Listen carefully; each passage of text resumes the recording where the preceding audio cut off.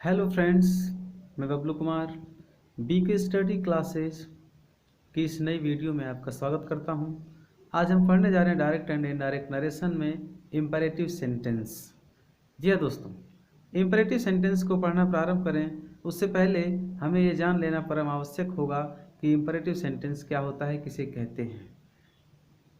जिस वाक्य में आज्ञा, परामर्श या प्रार्थना आदि का बोध हो उसे इम्पेरेटिव सेंटेंस कहते हैं। जी हाँ दोस्तों, जिस सेंटेंस में, जिस वाक्य में आज्ञा यानी कि ऑर्डर का पता लगे, किसी के द्वारा किसी को ऑर्डर दिया जा रहा हो, परामर्श एडवाइस दिया जा रहा हो, प्रार्थना यानी कि रिक्वेस्ट की जा रही हो, तो उसे हम इम्पेरेटिव सेंटेंस कहते हैं। आइए डायरेक्ट से इनडायरेक्ट बनाते समय यदि इम्पेरेटिव सेंटेंस आ जाए तो उसके लिए क्या कुछ रूल, क्या कुछ नियम होंगे, उसको जान लेते हैं। Rule number first, reporting verb side को भाव के अनुसार बदला जाता है। तो कैसे बदलते हैं? फर्स्ट है, ऑर्डर अगर है तो उसे ऑर्डर्ड या कमांडेड में बदलते हैं। सेकंड, एडवाइस को एडवाइस्ड या अर्ज्ड में बदल देते हैं। रिक्वेस्ट को रिक्वेस्टेड, बेग्ड, इम्प्लोर्ड अथवा एंट्रिएटेड में बदल देते हैं, जैसा कि आप देख पा रहे हैं। रूल नंबर सेकंड है कि रिपोर्टेड स्पीच में, यानी कि डायरेक्ट नरेशन की रिपोर्टेड स्पीच के वर्ब के पहले टू का प्रयोग करके उसे इन्फिनेटिव बना देते हैं। यानी कि डायरेक्ट से इनडायरेक्ट बनाते समय हमें करना यह है कि रिपोर्टेड स्पीच में जो फर्स्ट फॉर्म है, वर्ब की फर्स्ट फॉर्म है, उसे उससे ठीक पहले टू का प्रयोग करके इन्फिनेटिव बनाते हैं। सीधी भाषा में कहें तो डायरेक्ट से इनडायरेक्ट बनाते समय कामा, इन्वर्टेड कामा हटाने के बदले में टू का प्रयोग कर देते हैं। आइए एग्जाम्पल देते हैं। Direct narration, the teacher said to me go and study. The teacher said to me, अध्यापक ने मुझसे कहा, कामा इन्वर्टेड कामा स्टार्ट हो रहा, उसमें लिखा हुआ है गो एंड स्टडी, जाओ और अध्ययन करो, यानी कि आदेशात्मक लहजा है। अध्यापक एक स्टूडेंट से या मुझसे कह रहे हैं जो कि आदेश की स्थिति है। तो the teacher ordered me, sad को हमने बदल दिया ऑर्डर्ड में, यानी कि सैड टू को कर दिया हमने ऑर्डर्ड। दो सेंटेंस कैसे बनेगा? द टीचर ऑर्डर्ड मी, अब कामा इन्वर्टेड कामा हटाया हमने और टू का प्रयोग कर दिया, और गो के ठीक पहले टू आ गया। यानी कि हमारा रूल नंबर सेकंड क्या कह रहा है कि रिपोर्टेड स्पीच के वर्ब के पहले टू का प्रयोग करके इन्फिनेटिव बना देते हैं। तो रिपोर्टेड स्पीच का वर्ब कौन है? गो है, तो गो के पहले प्रयोग किया हुआ टू। सेंटेंस कंप्लीट हो जाएगा इस तरह, the teacher ordered me to go and study.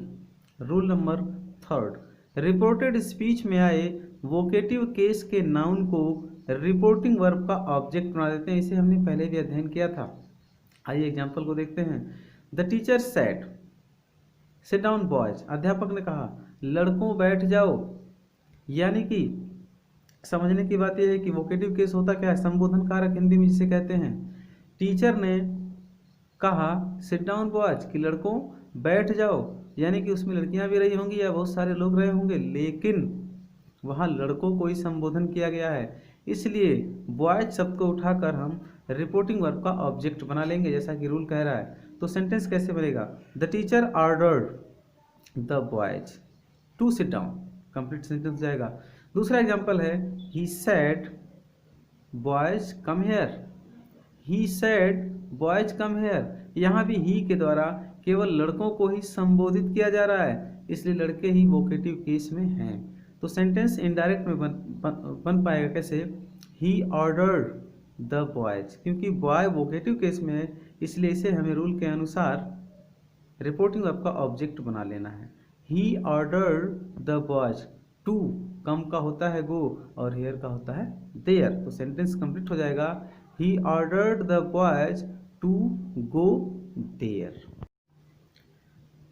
Rule number 4, यदि रिपोर्टेड स्पीच नकारात्मक हो अर्थात डू नॉट से आरंभ हो तो इसे इनडायरेक्ट बनाने की दो विधियां होती हैं।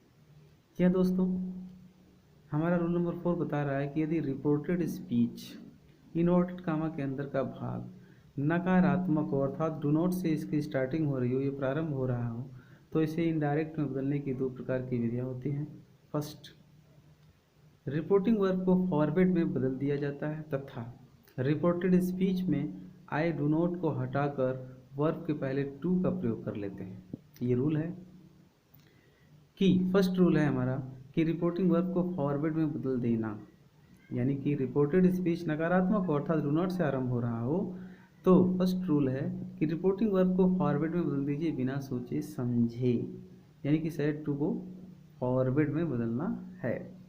उसके बाद रिपोर्टेड स्पीच में आए हुए डू नॉट को इन्वर्टेड कामा के अंदर जो डू नॉट स्टार्ट हो रहा है, प्रारंभ हो रहा है, उसको एकदम बेझिझक हटा दीजिए और वर्ब के पहले टू का प्रयोग कर लीजिए, यानी कि रिपोर्टेड स्पीच इन्वर्टेड कामा के अंदर के हिस्से में जो वर्ब है, जो क्रिया मिल रही है, उससे पहले टू का प्रयोग कर दीजिए और सेंटेंस को ज्यों कहते हैं उतारिए। एग्जाम्पल को देखते हैं, डायरेक्ट नरेशन में है he said to the boys comma inverted comma start do not abuse anyone full stop inverted comma close.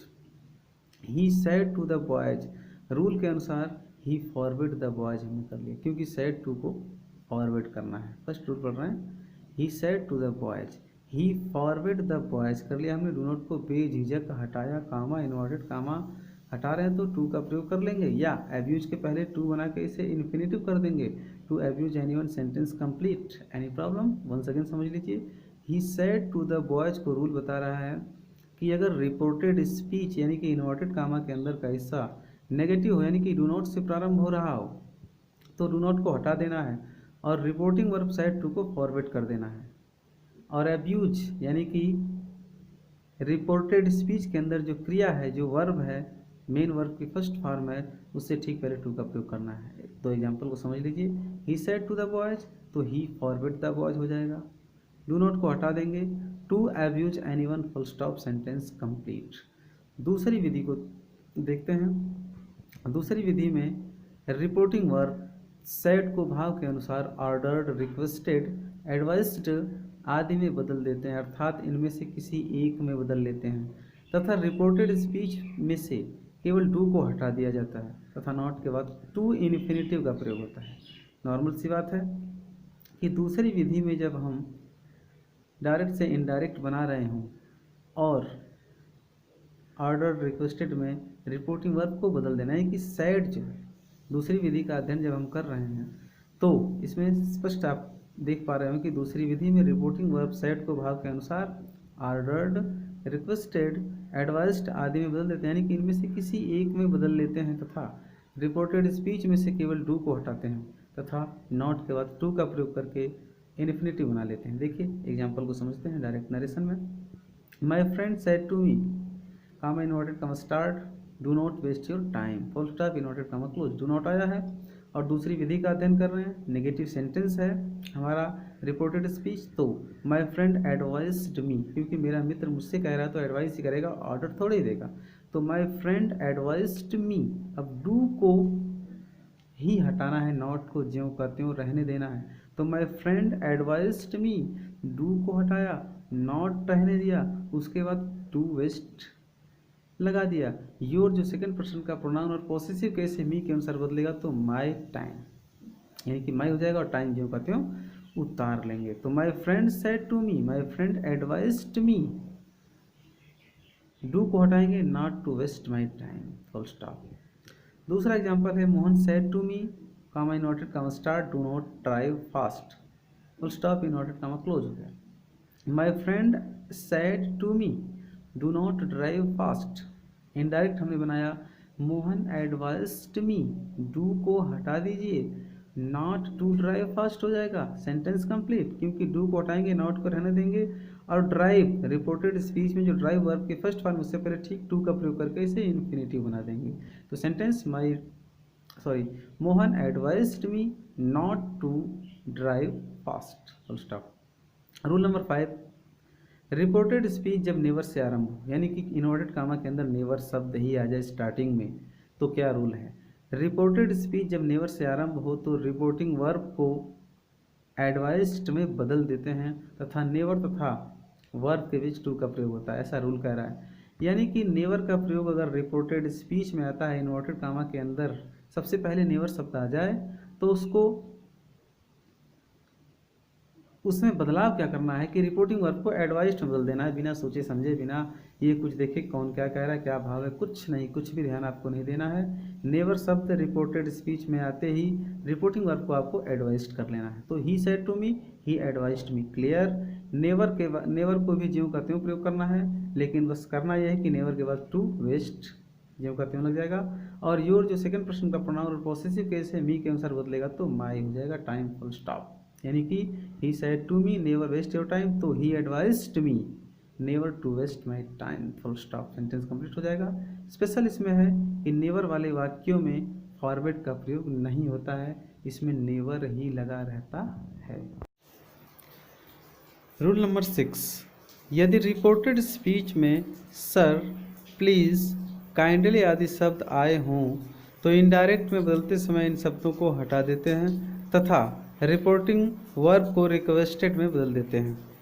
जी हाँ दोस्तों, ध्यान दीजिएगा कि यदि रिपोर्टेड स्पीच में यानी कि डायरेक्ट से इनडायरेक्ट में बदल रहे हों तो डायरेक्ट नरेशन में यदि रिपोर्टेड स्पीच में सर, प्लीज़, काइंडली आदि शब्द आ जाएं तो इन शब्दों को इनडायरेक्ट में बदलते समय हटा दिया जाता है तथा रिपोर्टिंग वर्ब को रिक्वेस्टेड में बदल देते हैं। आइए एग्जाम्पल को देखते हैं। She said to Sita, kindly help me. अब काइंडली शब्द आ गया तो नॉर्मल सी बात है कि काइंडली को हटाएंगे इनडायरेक्ट बात इसमें और साइड टू को रिक्वेस्टेड कर लेंगे। तो she requested Sita to help her. Me जो फर्स्ट पर्सन का प्रोनाउन है और ऑब्जेक्टिव केस है, बदल जाएगा सी के अनुसार तो हो जाएगा हर। तो she requested Sita to help her. दूसरा example, he said to us please keep quite.